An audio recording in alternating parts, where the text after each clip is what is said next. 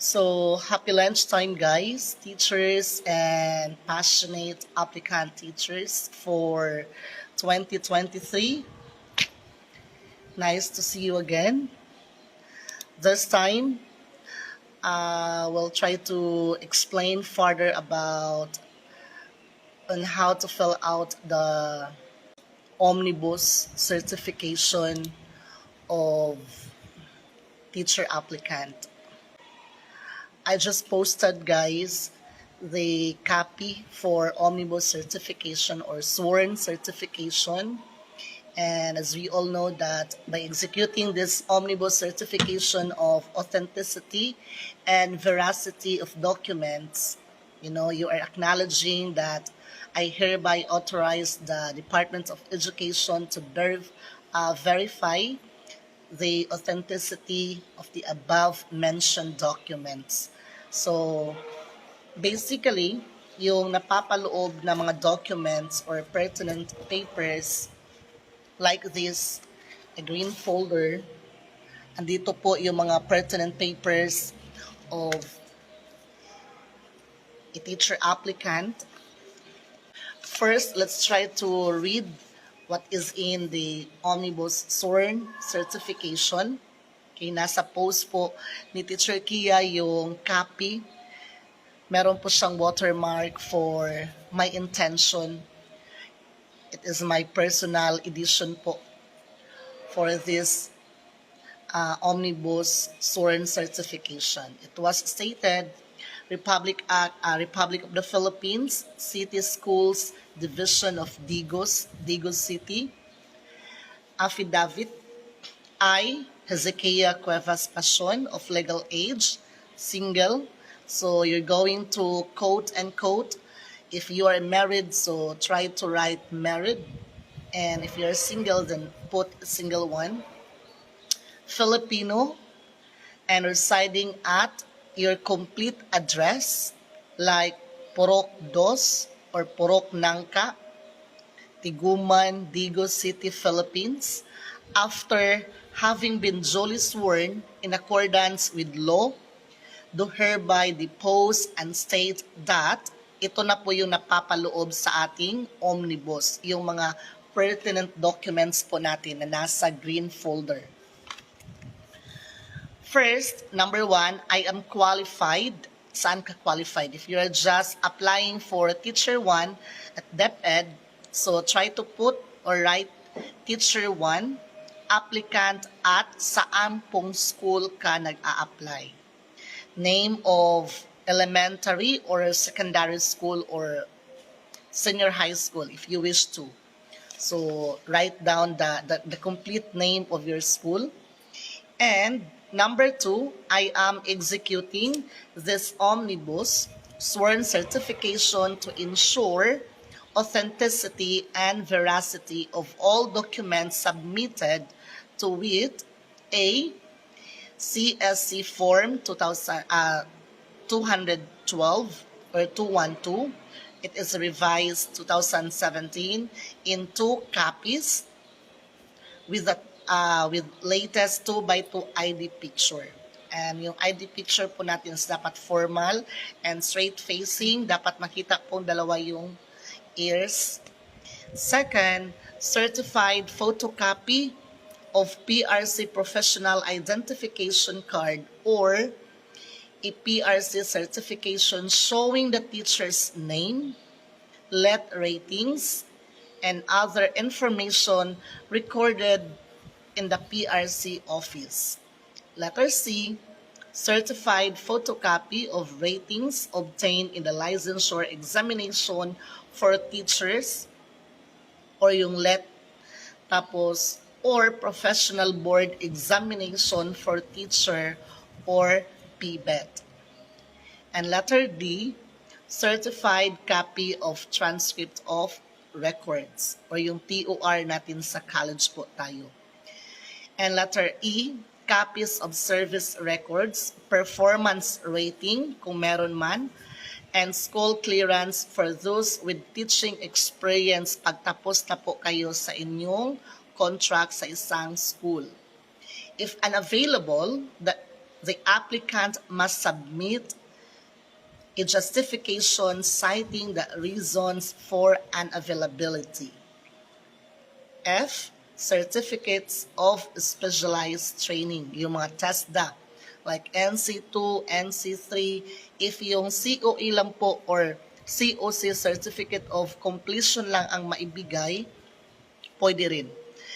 Pero pag merong mga NC2, NC3 na mga certificates of specialized training, pwedeng i-attach po, if any. Letter G, certified copy of the voter's ID and or any proof of residency as deemed acceptable by the school screening committee. H, NBI clearance. I, Omnibus certification of authenticity and veracity of all submitted, signed by the applicant. Number 3, I assure full responsibility and accountability of the validity and authenticity of the documents submitted, and I understand that any violation will automatically disqualify me from the selection process. In witness whereof I have hereunto set my hands this, kailan po yung day? Shall we say 4th day of January 2023 at Digo City, Philippines. Attached with your name and your signature, printed name and signature of applicant. Subscribed and sworn to before me this 4th of January 2023, affiant exhibiting to me his or her community tax number, yung sedula po natin, issued on, saan at kailan, at Philippines. And notary public, signed by the attorney po, like this. Okay, so let's try to scan all the copies po within sa Omnibus sworn certification. Yung A, B, C, D, E, F, G, H, I na mga documents or pertinent papers po. And I'll be showing you guys kung ano po yung mga documents na dapat attach during or while applying for Teacher 1 at Department of Education. So, first page, meron po dyan yung mga nauna ko pong na-post na yung pertinent documents, included yung application letter, personal data sheet, PRC ID, PRC rating, transcript of records, bachelor's degree. Yung personal data sheet po is again 2 copies with latest 2x2 ID. JEWA, voter certification, NBI clearance, performance rating, certificates of training, and the Omnibus. And sign po ng inyong pangalan. Okay? Like this. Passport. Ay. Yeah, sa CSC is passport size pa lang. Latest at dapat straightforward yung facing ng ating mukha, tapos makita po yung dalawang ears. And your next, second page, is your application letter addressed to the school's division superintendent. This one. Okay, that is the second page of your pertinent documents. Third is your CS Form 212 Revised 2017. 2 copies of this one, and again, dapat merong signature mo, this, at the back portion, and ito na, dito na mag-start yung mag-sign yung attorney to justify and acknowledge that it is authentic. This one. 2 copies of this.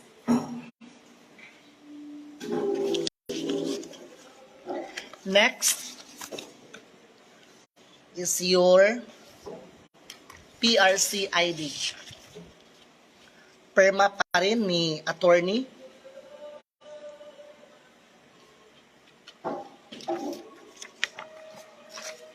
Another thing is your let ratings.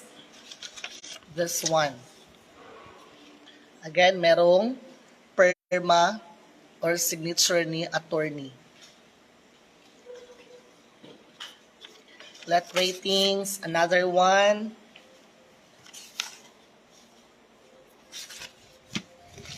Same pa rin. Let ratings, certification of passing, this one.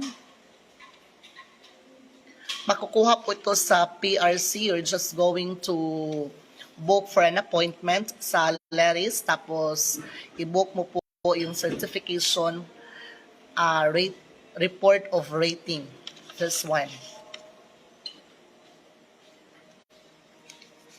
And attorney's signature. Next one is your TOR. Okay. Perma or lagda ni attorney. Andyan po, attach. Your diploma. And lagda ni attorney. Huwag kakalimutan, dapat merong mga signature ni attorney. And your CAV, the certification, authentication, and verification. CAV. This one. Signature again ni attorney. This.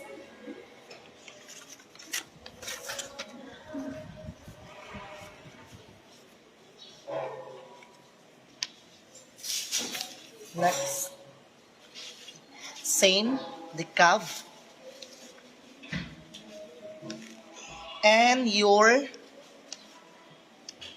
GWA.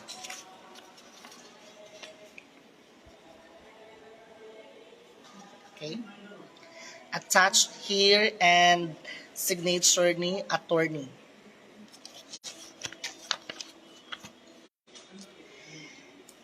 Next one is your voter's certification.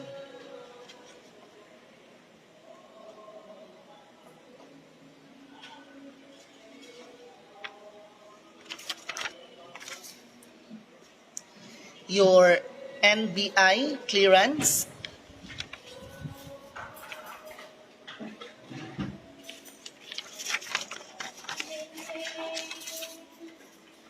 Next is your service record. If meron kang service record with seal kung saan kang school galing for your teaching experience.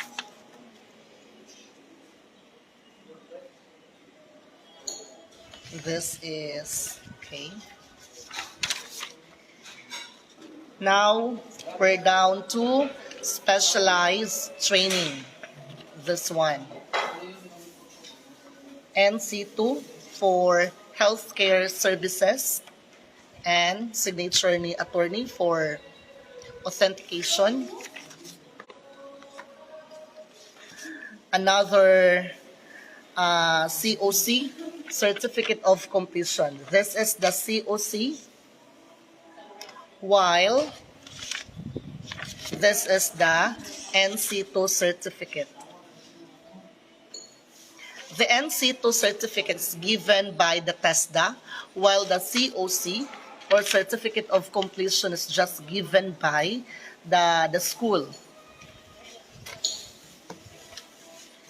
And lastly is your Omnibus sworn certification. The copy of this Omnibus sworn certification is andyan po sa post ni Teacher Kia. You just click and try to zoom in and zoom out.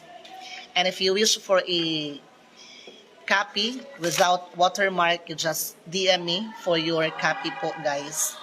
And last one is the acknowledgement receipt. Nagpapatunay na natanggap po ng inyong school committee. This one. Okay? Those are the documents po needed for Teacher 1 application at DepEd. So just follow and just DM guys for some guidance and for the, some updates regarding for teaching application. And try to scroll up kasi andun po lahat yung mga documents na needed for teaching Teacher 1 application po. So that's it for our sworn or Omnibus sworn certification. Again, I posted already dyan po sa Teacher Kia. If you're asking guys for the copy, again, just DM for the Omnibus sworn certification copy. That's it for now. Thank you and see you next time, passionate teachers.